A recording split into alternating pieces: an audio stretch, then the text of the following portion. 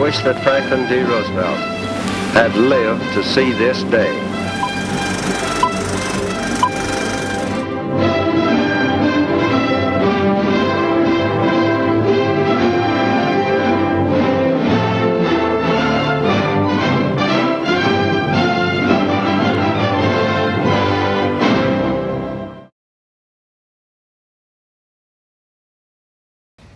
Actually, it's 36 years as we work on our 37th. First patrol I took out on February 13th of 1979 in the Bronx. I think of late, there are times that I'll kick back and look over the course of time to all the successes we've had against all odds and actually breathe a sigh of relief, realizing how the over-under point spread was stacked against us, and yet, because of finding local people who dared to care, knowing that there were people out there who I didn't know, but who shared in the same ideology, the same belief that you could trust in people to care for themselves. I knew it eventually would work, but now that I look back and realize all the trials and tribulations we overcame, I realize what an incredible thing it has been for so many people, including for myself, who had the roller coaster ride of a lifetime. Mayor Koch, in a way, apologized. He was our main adversary at first. He did a lot of damage, calling us vigilantes, Hell's Angels, and basically saying that we were untrained citizens going out there in sneakers, trying to protect citizens, and that we'd cause more harm than good. So before there was Google, before there was internet, there was the quote of Ed Koch that bagged and tagged us everywhere. Although back in 1992, after I had been shot up 5 times by the Gotti boys, the Gambino crime family, the first person I came to in intensive care when I had bells and whistles going off and tubes in every orifice in my body was actually Ed Koch, the former mayor. And when I looked at him, first and foremost, I thought he had died and gone straight to hell without an asbestos suit. But when I saw him smiling down at me, I knew I had survived against all odds. The game plan for the Angels as we move forward is to add on to the successes, because the problem is we're beginning to age. In some instances, key vital leaders are aging out. They're not necessarily being replaced by newer, younger leaders. So the focus has to be, how do we perpetuate this through generations? We've gone through 3 generations of guardian angels. In some instances, I can look at chapters in which there was a grandfather, a father, and a son, a grandmother, a mother, and a daughter. But now all of a sudden it seems like we've stagnated with the millennials. The millennials are into technology. They're into Facebooking. They're into all kinds of means of communication that do not necessarily mean they get out into the streets and put their boots on the ground. We have to figure out, how do we transcend the new shot callers as the millennials now become the power brokers and the people who should be leading the guardian angel effort in the future.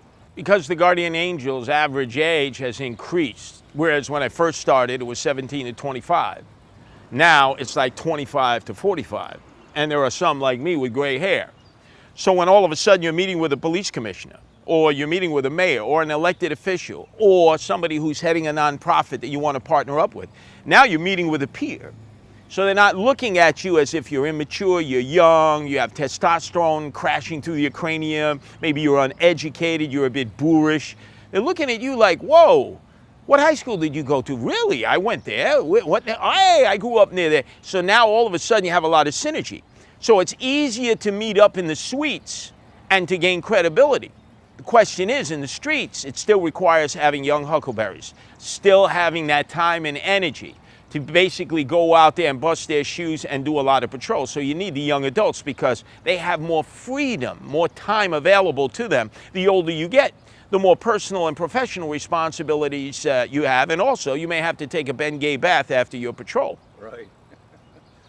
Personal price that I've had to pay or sacrifice as a result of being the Grand Poobah, the face of the Guardian Angels, somewhat of an iconic figure in some places. Some might say yes. Haven't been able to spend as much time with my family. At times my family was under great duress. I've certainly had my fair share of marriages that failed, 3. Some of it may be as a result of the time and the stress and the tremendous pressure of being in charge of the Guardian Angels, particularly when we birthed them, when we had to take them through their baptism through fire. I have 3 sons. I wish I could spend more time with them. Anthony, who's 11, Carter, who's 7, Hunter, who's 4. But luckily, because of social networking, I'm able to FaceTime them more than if I had to be with them all the time. I'm able to send them messages, pictures, videos of what daddy's doing. So now they have a better understanding why daddy is away so much. So actually, technology has improved relationships in which people can better understand what I'm doing. Whereas before, I'd be lost for a month of Sundays. I'd be out at some, exotic location or location you couldn't even find on the map. And everybody would say, what happened to Curtis? It's almost like he fell into a sump hole, a cesspool of criminal activity, only to emerge 2, 3 weeks, a month later. Hi, I'm back, ready to start another chapter. What? You just came in New York and have a cup of coffee and now you're back on the road again. That's right, pounding the hound, staying in a Motel 6, sleeping on the floor, eating air sandwiches and drinking unsweetened Kool-Aid. I mean, that was the recipe for our success as we barnstormed across the nation and across the world to where we now have 18 countries that have Guardian Angel chapters, 130 cities. So yeah, I guess there was a lot of personal things I sacrificed along the way, but if I had to be given an opportunity to do it all over again, I'd do it in a heartbeat without even thinking twice about it. Oh, there are many things I would change. Mistakes that I made along the way would clearly be a stunad, a real knucklehead, a dullard if you didn't change what you did. Choosing the wrong leader, going into the wrong neighborhood, not maybe making the wisest, most considerate assessment of a situation, a little too much personalization, wanting to get out there and thump thugs when in reality I should have spent a little more time training and getting people developed first. So some things that you could attribute to youthful vigor, wanting to make a difference, el rapido overnight, like most in the baby boomer generation, always wanted to see instantaneous results. So if given an opportunity, I definitely would have done a lot of things differently and probably would have had a lot of longer lasting success in some areas where we putted out. I would say that Baltimore, which has been rebirthed on 3 separate occasions, is a long lasting success because starting out at first, completely rejected by every facet of society, from Mayor Schaefer at the time, who was an iconic institution here, to the police department that said ixnay to us, to average everyday citizens who said, you belong in New York, not in Baltimore, because back then the consciousness was so, because of the branding, that any guardian angel had to have been manufactured, trained, and shipped by Greyhound into Baltimore. It couldn't be a homegrown effort, and it was extraordinarily difficult. 2, when we were rebirthed at the time when crack cocaine exploded. So when I first came in the early 80s, I'm in the Murphy homes, the high-rises that are no more. The worst imaginable public housing situation in the nation, on par with other bad situations. Then, going from West Baltimore in the midst of the crack cocaine epidemic, we restart in the lumberyard in Pigtown. People are torching up crack. They're beaming themselves up to Scotty. Black, white, it didn't matter, but a lot of poor folks were staying in shotgun houses. 122 degrees inside, it was like a furnace. And then once we went outside, drive-by shootings as a result of us being exposed. So you were damned if you do, damned if you didn't, getting locked up by the cops, being brought into court, being called vigilantes in open court.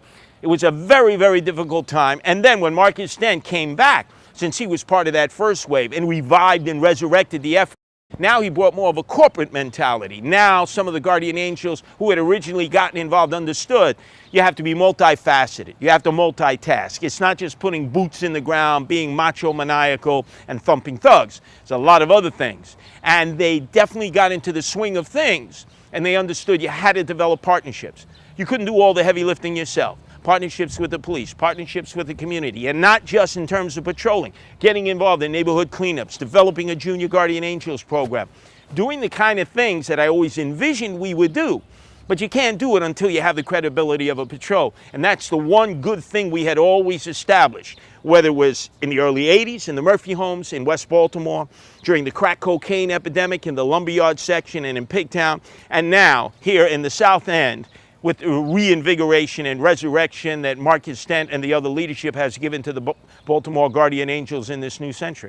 You're watching the Baltimore Guardian Angel Show here on TV Free Baltimore.